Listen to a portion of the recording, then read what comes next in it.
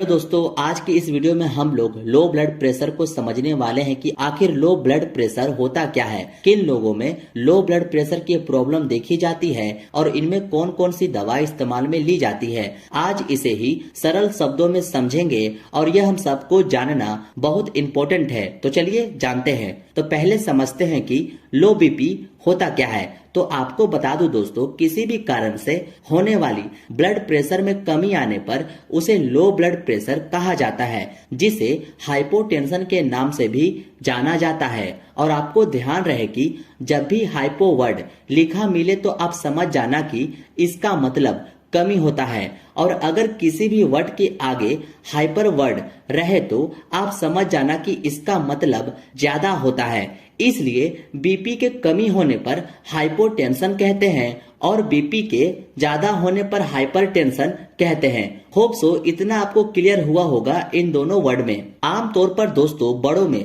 Blood pressure 90/60 mmHg से कम मिलने पर हम उन्हें लो ब्लड प्रेशर का रोगी कह सकते हैं। तो दोस्तों इस चार्ट के माध्यम से बीपी के नॉर्मल से लेकर डेंजर साइन को थोड़ा समझते हैं। तो जैसा कि आप देख सकते हैं कि नॉर्मल ब्लड प्रेशर की बात करें तो वो होता है 120/80 mmHg, जो नॉर्मल ब्लड प्रेशर होता है। वैसे ही 90/60 mmHg को लो ब्लड प्रेशर कहते हैं, और अगर 50/33 तक ब्लड प्रेशर गिर जाए तो यह काफी डेंजर ब्लड प्रेशर होता है, यानी कि इसमें पेशेंट की जान भी चली जाती है। तो इस चार्ट को आप थोड़ा ध्यान में रखिएगा।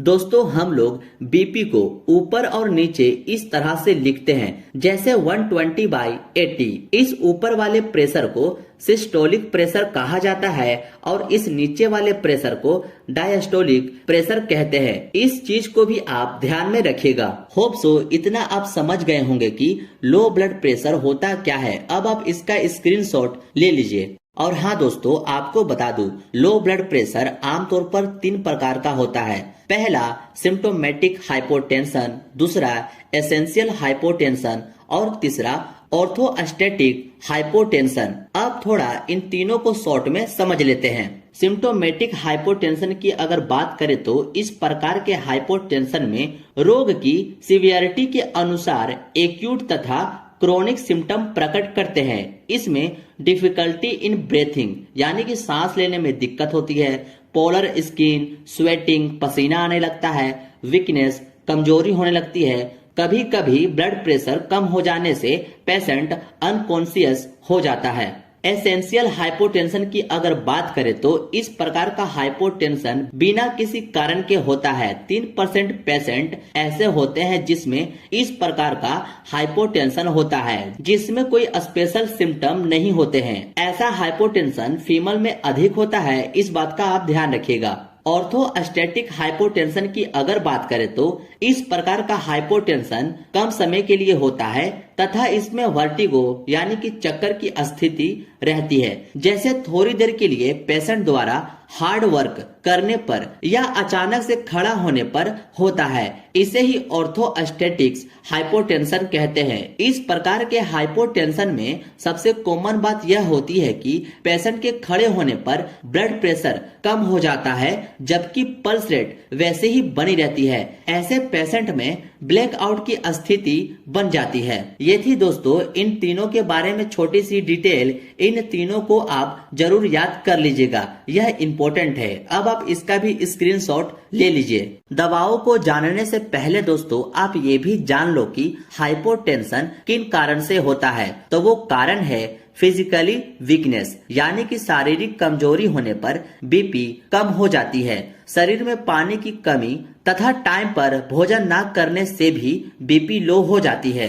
अधिक फिजिकल तथा मेंटल वर्क लोड होने के कारण भी लो ब्लड प्रेशर हो जाती है। अधिक उपवास करने से भी, यानी कि फेस्टिवल वगैरह में फास्टिंग करने से भी बीपी कम हो जाती है। ज्यादा ब्लड लॉस हो जाने पर भी बीपी लो हो जाती है। हैवी मेंस्ट्रुअल ब्लीडिंग होने के कारण भी बीपी लो हो जाती है। डायरिया अथवा कोलेरा की वजह से फ्लूइड लॉस होने के कारण भी ब्लड प्रेशर लो हो जाती है। ब्लड में हीमोग्लोबिन की कमी हो जाने पर भी बीपी लो हो जाती है। ये थी दोस्तों कुछ ऐसी कारण जिसमें बीपी लो हो जाती है। इसका भी अब आप स्क्रीनशॉट ले लीजिए। अब जानते हैं दोस्तों कि अगर किसी का बीपी लो हो जाए तब हमें क्या क्या सिम्टम यानी कि लक्षण दिखाई देते हैं, जिससे यह समझा जा सकता है कि हाँ उस व्यक्ति का बीपी लो हो गया है। तो वो सिम्टम है नोजिया, वोमिटिंग, वर्टिगो यानी कि जी घबराना, उल्टी होना या चक्कर आने लगती है उस व्यक्ति को जिसका बीपी लो हो जाती है। आंखों के सामने अंधेरा होने लगता है और कभी कभी पेशेंट बेहोश यानी कि अनकॉन्शियस भी हो जाती है। हेडेक, सिर दर्द, वीकनेस यानी कि कमजोरी, डल फेस एंड लेजीनेस, ये सब सिम्टम के आधार पर हाइपोटेंशन को पहचाना जा सकता है। और वैसे भी दोस्तों स्फिग्मोमेनोमीटर से देखने पर अगर ब्लड प्रेशर 90/60 तक मिले तो लो ब्लड प्रेशर समझना चाहिए। अब आप जल्दी से इसका भी स्क्रीनशॉट ले लीजिए। अब जानते हैं दोस्तों ब्लड प्रेशर की कमी हो जाने पर इस्तेमाल की जाने वाली दवाओं के बारे में। तो वो है फ्लोरिकोट टैबलेट, जिसका कॉम्पोजिशन फ्लूड्रोकोर्टिसन टैबलेट होता है, जिसका काम हमारे ब्लड वॉल्यूम को और ब्लड प्रेशर को बढ़ाना होता है, जो ऑर्थोस्टैटिक हाइपोटेंशन के थेरेपी में यूज करते हैं। इसकी डोज की बात करें तो 100 से 200 माइक्रोग्राम पर डे लेना होता है। नेक्स्ट टैबलेट है सिपमीडो के नाम से, जिसका कॉम्पोजिशन मिडोड्रीन होता है, जिसका काम लो ब्लड प्रेशर यानी कि हाइपोटेंशन को ट्रीट करना होता है। इसको खाने के बाद हमारा ब्लड प्रेशर इंक्रीज होता है। इसकी डोज की बात करें तो 2.5 mg से लेकर 10 mg तक ओरली लेनी होती है हर 8 घंटे के बाद। नेक्स्ट टैबलेट है डेस्टिनोल, जिसका कॉम्पोजिशन पायरिडोस्टिक माइन टैबलेट होता है। इसके अलावा दोस्तों पेशेंट को कंप्लीट बेड रेस्ट देना चाहिए। इंजेक्शन NS यानी कि नॉर्मल सलाइन सीरा मार्ग से दी जानी चाहिए। ORS लगातार पिलाते रहना चाहिए ताकि डिहाइड्रेशन ना हो। विटामिन, मिनरल्स तथा प्रोटीन रिच डाइट देनी चाहिए।